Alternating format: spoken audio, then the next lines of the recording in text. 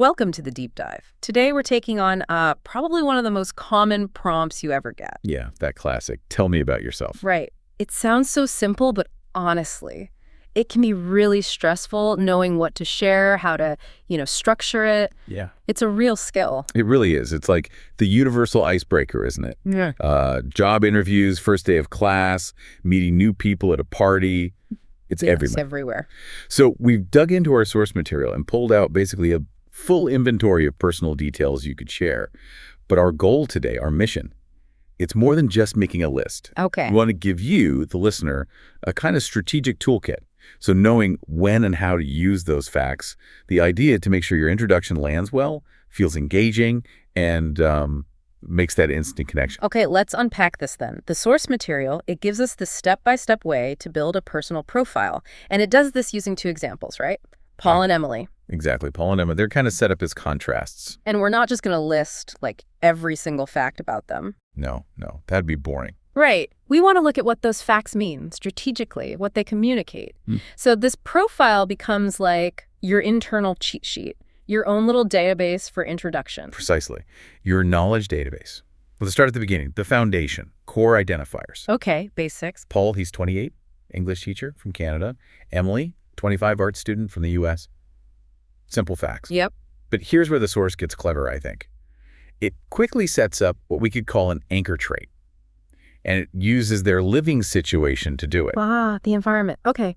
So that acts as a kind of immediate personality clue. Totally. Paul lives in a small town. It's quiet. He's got a house, a garden. Okay, sounds pretty peaceful. Then Emily, big city, busy, noisy. She's in a small apartment, described as nice. So right away, totally different vibes. Exactly. That difference, it immediately sets up their, let's call them archetypes.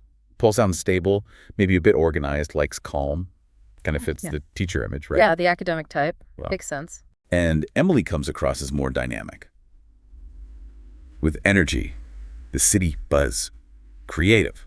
Fits the art student living in the city. So these facts, the location, the noise level, they give context even before we know their hobbies or anything. Right, they frame the person. I wonder, though, why mention the noise level or the garden size if you're just meeting someone? Isn't that maybe too much detail, a bit random? Well, I think it forces specificity. It adds texture. Saying I live in the city is fine.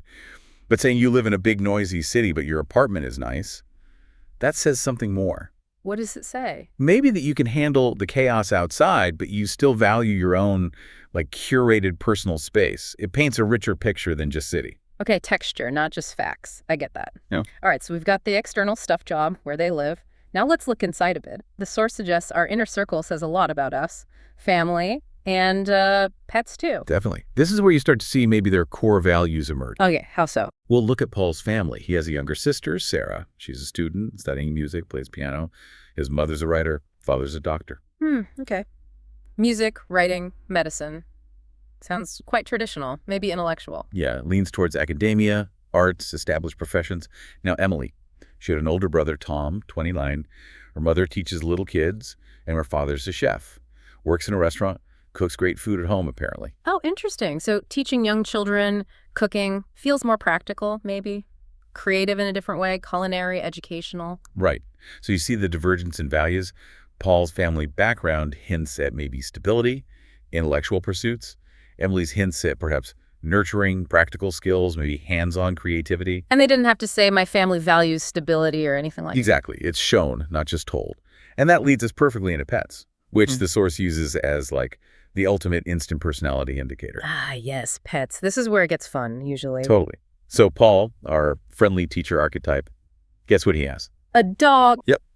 Max, brown, very friendly, very funny. And Paul identifies as a dog person. The source links that to loyalty, friendliness. Okay, fits the image. Max sounds like a good boy. And Emily, the dynamic art student in the busy city. Gotta be a cat. You got it. Luna, black and white, very quiet, very sleepy. And she's a cat person. The source connects that to independence, maybe elegance. It's almost too perfect, isn't it? Dog person, cat person. Well, yeah.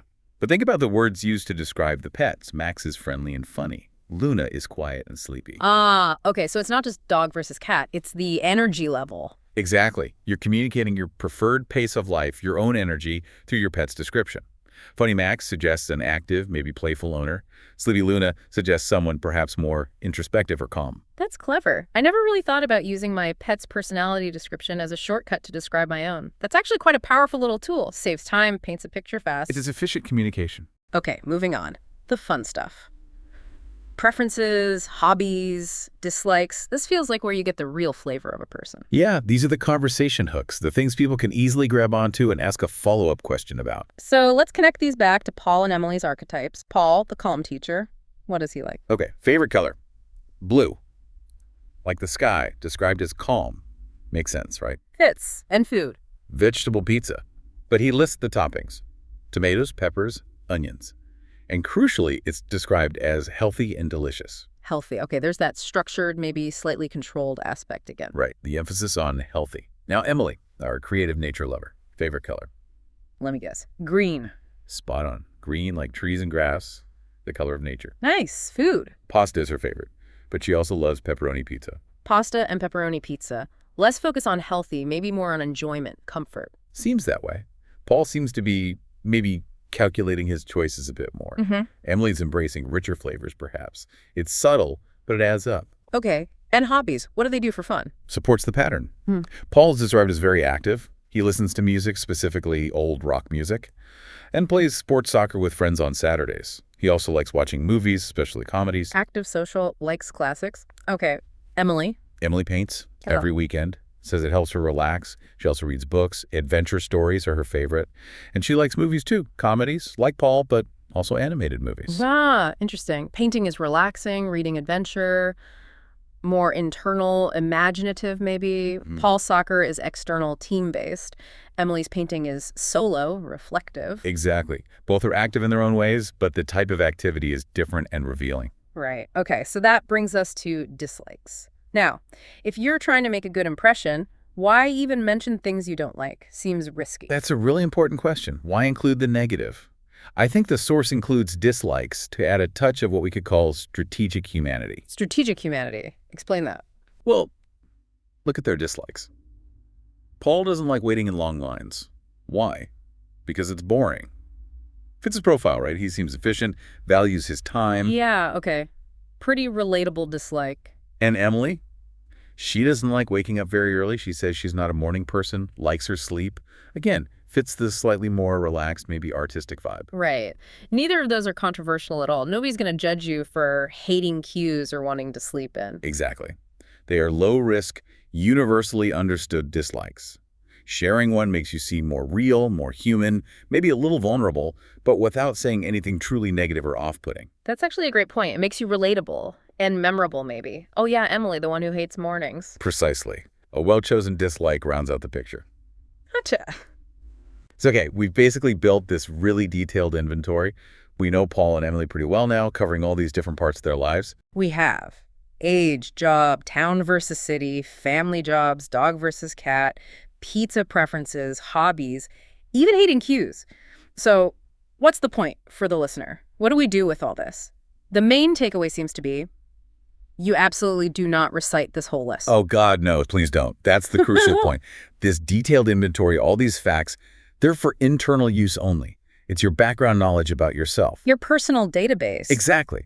The rule of thumb when you actually introduce yourself is keep it simple, clear, friendly, and most importantly, tailor it to the context. Context. Yep. Right. You need to pick just one or two things from your database that fit the situation. That's the strategy part. Precisely. The context dictates your conversation hook. And the source gives some good examples of this, right? Yeah, really practical ones. Like if you're in a class, maybe a language class, you'd say your name, maybe why you're there. Simple. My name is Paul, and I like to learn new things. Basic. Relevant. Okay. Safe fits the setting. But if you're at a party, the goal's different. It's social connection. So you pick something more engaging, maybe a hobby. Hi, I'm Emily. I love to paint and listen to music. Ah, okay. Because the point there isn't really to inform them you're 25 and live in a city. It's to start talking. Exactly. It creates an open loop. Yeah. The other person immediately has easy follow-up questions. Oh, what do you paint? Or, cool, what kind of music do you like? Boom, conversation started. That raises a question for me, going back to those little details, like Paul's pizza being healthy and delicious. Why bother with those adjectives in your internal database? Does the source suggest they actually matter? Implicitly, yes. I think those specific descriptors add, well, flavor, Hmm? but also credibility to the persona you're building. Persona. Yeah. Look, when Paul just says, I like to learn new things, that's pretty generic, right? Yeah. But when we know from his internal profile that he emphasizes healthy food, plays soccer regularly, those specific details give concrete evidence supporting the idea that he's maybe disciplined, reliable, active, which fits the good English teacher persona he might want to project. Okay, so the details aren't just random facts. They build a coherent picture. You're kind of crafting a mini narrative, not just spitting data. You got it. You're crafting a persona. So the ultimate goal isn't just dumping information. It's choosing the one detail that works like an invitation. Exactly. An invitation. We often treat, tell me about yourself, like it's some terrifying exam question. Yeah, like there's a right answer we have to guess. But it's not a test. It's just an invitation to share something. And if you've got your own internal inventory sorted, like we've discussed, you can accept that invitation confidently. You could choose the perfect little detail, maybe your anchor trait, maybe a strategic dislike that you want them to remember. That feels much less daunting. Preparation gives you the power to choose. That's the power of preparation. Yeah. Exactly. Okay, so we've just done a deep dive into building that perfect personal inventory. We've turned what seems like a simple list of facts, name, age, job, pets, pizza, into actually quite a sophisticated communication strategy. Yeah, the idea is that you, the listener, now have a structured way to think about all your own details. So you can pick out those one or two things that will work best as a conversation starter in any situation. You know what you could say, so you can focus on how and when to say it. Right. So maybe take a little time this week. Think about your own profile facts. What's your anchor trait? What specific word describes your job or your town or your pet's personality? Get those answers ready. Exactly. The power is just knowing your own simple, clear answers, having them ready to go instantly. We saw how the source used Paul and Emily as deliberate contrasts, right? The English teacher versus the art student, dog versus cat, city versus town, the healthy pizza versus the pasta. Yeah, those differences were strategic. They helped us understand each character quickly by seeing what the other wasn't. Right. We learned through the divergence. So, thinking about your own full inventory now, here's a final thought to consider. What's the single most surprising contradiction in your profile? Ooh, interesting. Yeah, like what's the clash between your main identifier, your job or what you study, and maybe your favorite hobby or your pet or even a dislike? What's the detail that kind of breaks the expected pattern? That unexpected detail. That contradiction. Yeah. That might just be the most interesting, most memorable conversation hook you have. Something for you to think about.